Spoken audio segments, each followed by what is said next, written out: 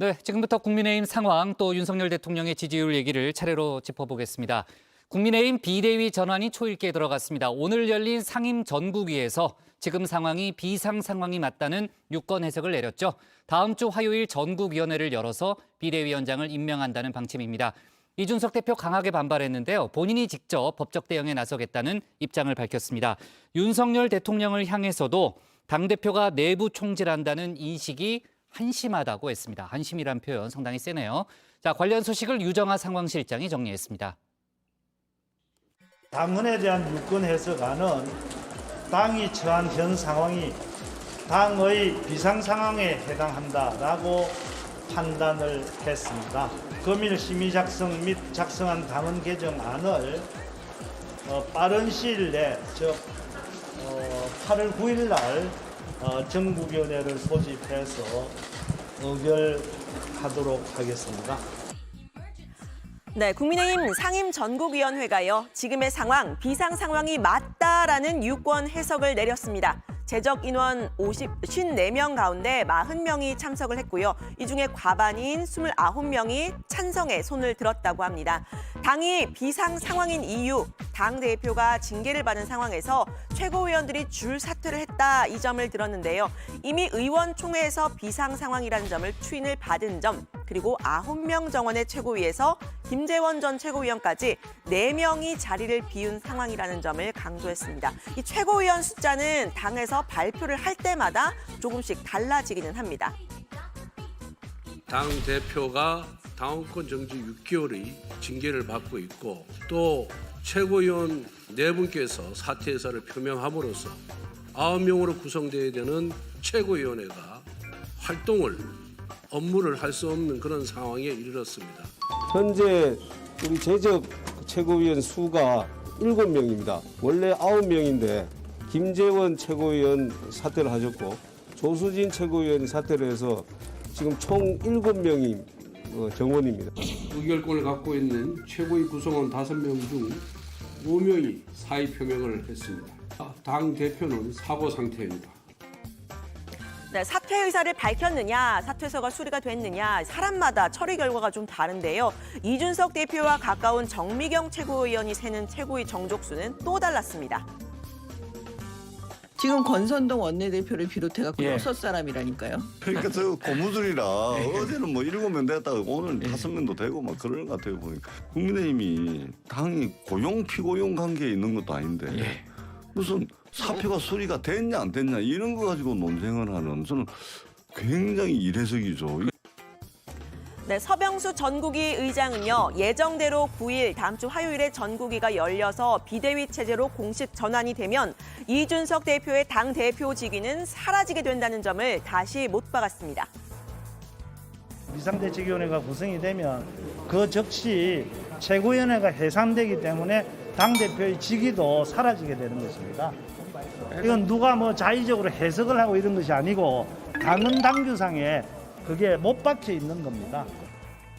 네, 앞서 이 대표의 징계 상황은 거리가 아니라 사고로 해석을 했었죠. 조혜진, 하태경 의원은 이 대표의 복귀의 길을 열어두는 당헌 개정안, 즉 당대표 사고 시에는 비대위에 전환될 경우에는 당대표 지위를 보장한다라는 이른바 상생당헌 개정안을 발의를 했지만요. 지금 우리 국민은 우리 당을 어떻게 보고 있느냐. 대선 이기자마자 그 다음 날부터 권력 싸움으로 날지새는 당으로 보고 있는 겁니다. 굉장히 한심한 당으로 보고 있는 거예요. 이준석 대표를 쫓아내는 편법으로 비대위를 하게 되면 우리 당의 운명이 법원으로 간다. 네, 하지만 바로 이 안 채택이 불발됐습니다. 대신에 이 당 대표 직무대행도 이 비대위원장을 임명할 수 있도록 하는 최고위가 발의한 안이 채택이 됐는데요. 각각 10명, 26명이 찬성을 했습니다. 당대표 직무대행 역할을 내려놓겠다라고 했던 권 원내대표가 직무대행으로서 비대위원장을 임명하게 되는 겁니다. 비대위원장은 좀 어떤 분이 유력할까요? 좀 윤곽이 나올까요? 오늘 의결이 또 되면서 진행이 되는 거니까. 주말 동안에 여러 의원님들의 의견을 또 경청하도록 하겠습니다. 이준석 대표는 비상 상황의 원인이 된 최고위원의 사퇴, 또 원내대표의 사퇴가 정작 이루어지지를 않았는데 어쨌든 비상이라는 코미디를 오늘 목격하게 된다 이렇게 이야기를 했는데요. 전국의 결과가 나오자마자 즉시 반발을 했습니다. 특히 이 비대위 전환을 결정하는 9일 전국위원회에서 ARS 방식으로 투표를 하는 점을 문제 삼았는데요. 서병수 의장이 코로나 확산 때문에 1,000명 규모의 전국위를 대면으로 하긴 어렵다라고 판단을 한댔다는 겁니다. 이제 사람들 일정 맞춰서 과반 소집해서 과반 의결하는 것도 귀찮은지 ARS 전국위로 비대위를 출범시키려고 하는군요. 코로나 집합 금지가 있는 상황도 아닌데 공부 모임 한다고 국회에 수백 명씩 모이다가 전국위는 ARS로 해야 하는 이유는 또 뭡니까?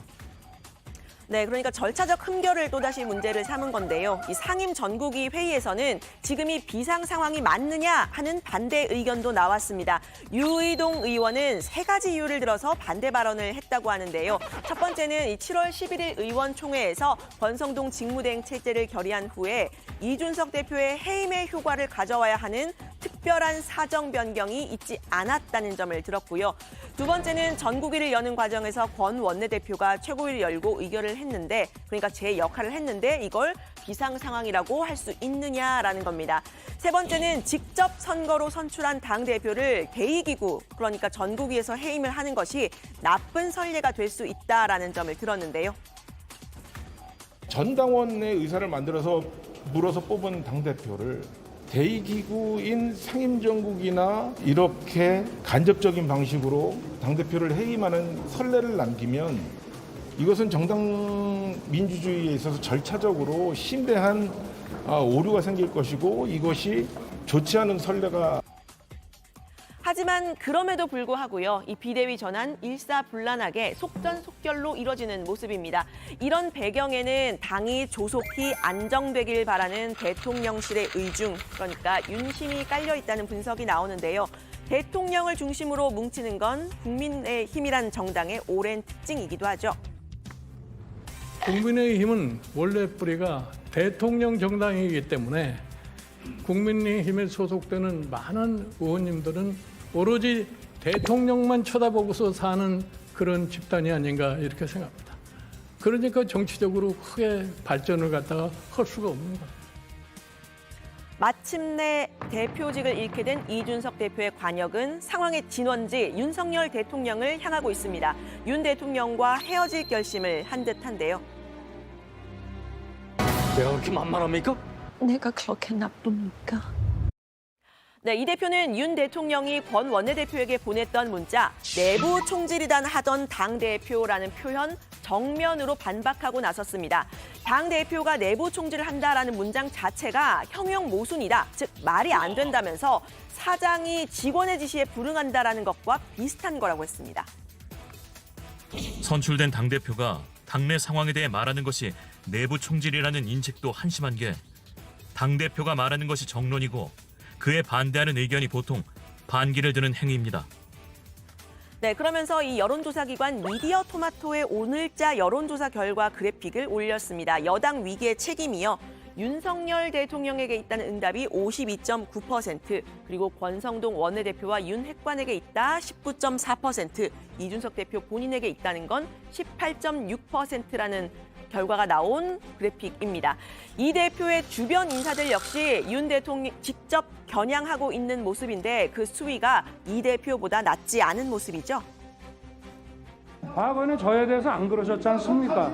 선거 기간에는 당대표에게 안 그러셨지 않습니까? 검찰총장은 법무부 장관의 부하가 아닙니다. 여당 대표는 대통령의 부하가 아닙니다.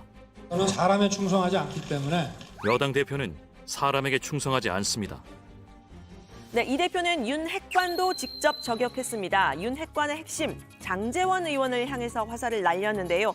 장 의원이 2017년 대선 후보로 나섰던 반기문 전 유엔 사무총장, 또 유승민 전 의원, 홍준표 대구시장을 돌아가면서 지지했던 점을 상기를 시켰습니다. 삼국지 속에 나오는 인물 여포가 주군을 여러 차례 배신했다는 점을 비하하는 삼성간호, 즉 성이 세신 종이라는 단어를 썼는데요. 위기가 오면 가장 먼저 도망갈 것이라고도 했습니다. 2017년 대통령 선거에서 3명의 후보를 밀었던 삼성 간호 아닙니까? 위기가 오면 가장 먼저 도망갈 겁니다. 그런 사람이 대중 앞에는 나서지 못하면서 영달을 누리고자 하니 모든 무리수가 나오는 것이죠. 네, 이 대표의 말이 거칠어지는 한편 법적 대응 카드도 만지작거리고 있습니다. 한 언론과의 인터뷰에서 효력 정지 가처분 신청 거의 무조건 한다고 보면 된다라고 말을 한 건데요. 당대표 보좌역들 통해서 이야기를 들어보면 예. 당대표는 저보다 더 적극적으로 가처분에 대해서 준비하고 있는 것으로 저는 알고 있습니다.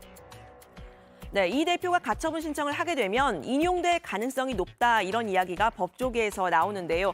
그렇다고 하더라도 가처분 신청하지 말아야 한다는 조언이 이 대표 측에서 나왔습니다.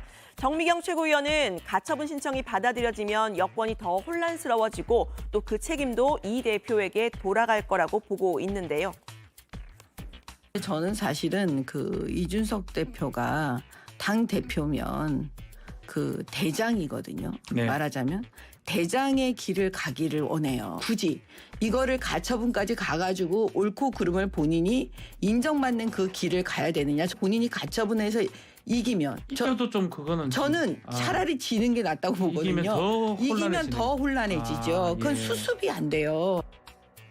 네, 이 대표가 윤 대통령을 직접 공격하는 것 자제해야 한다 이런 목소리도 나왔습니다. 역시 이 대표와 가까운 것으로 분류가 되는 박민영 대변인인데요. 결국에는 식구들끼리의 싸움입니다.